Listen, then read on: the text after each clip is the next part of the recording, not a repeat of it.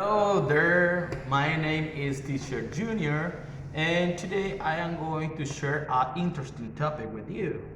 But first of all, let me tell you that it's a pleasure to be with you in this model, and it's about planning. So, to start with it, first we need to understand what it's planning.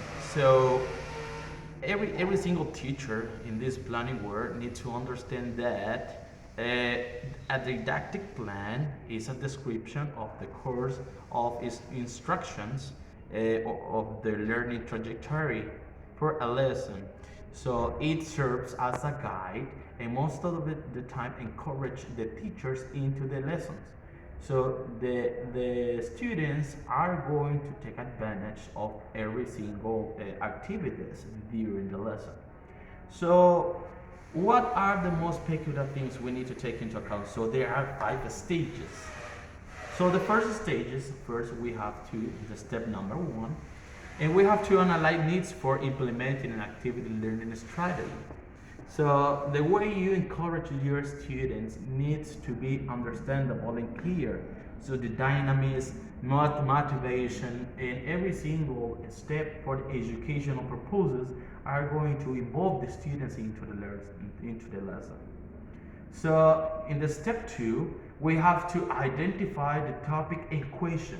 So this is the student's role. So the students are going to question everything about the topic. But you as teacher first identify what are the most they like and what they want to learn too as well. So in the step number 3, so put in order the objectives of the lesson and what you want to outcomes to evaluate.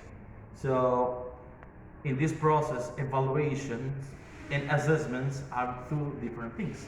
But we have to take advantage of the assessment process, identify the outcomes into the lesson. So every single lesson is going to help you a lot.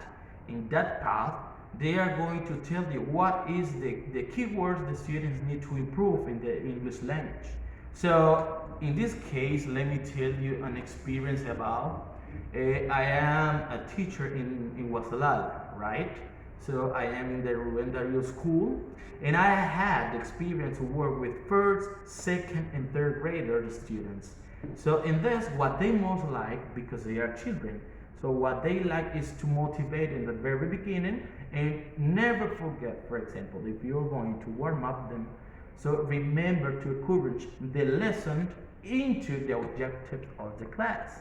So remember that we have the first step, that is the introduction of the vocabulary, and then we have the practice of the vocabulary and the production. So what we want is the students discriminate orally and written form.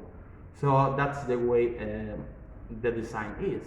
So in the step number 4, the plan or the design, the activity is going to be along with the objectives of the lesson. It is not necessary to plan long activities where it are taken 45 minutes and you never developed what you want with your students.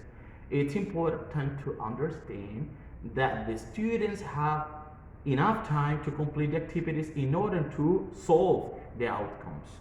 So in the step number 5, so the sequences of the activity is going to help you too. How?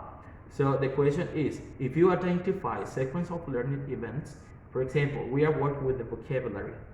So let's imagine that we are learning the process. What we want the students write correctly the spelling words. And then we please motivate them to pronounce correctly. What we have to do in that case, in order to respect the sequence, we have to respect the sequence as they are learning in time. And last, the step number 6, obviously, you have to evaluate. You have to assess what the students have learned. So how, for example, you could ask them if they liked the class, if they learned something new, if they realize that what they are using applies into the real context. So it's a way how encourage you to know if your outcomes are being the right way. So from my experience, I just want to tell you that is the way that I have respect, and it has worked a lot. Me as teacher, I have worked during 3 years, and I have been respecting that, and it works too much. So thank you for this time. It has been my presentation. I hope you like that, and please let's move on. Right? Goodbye.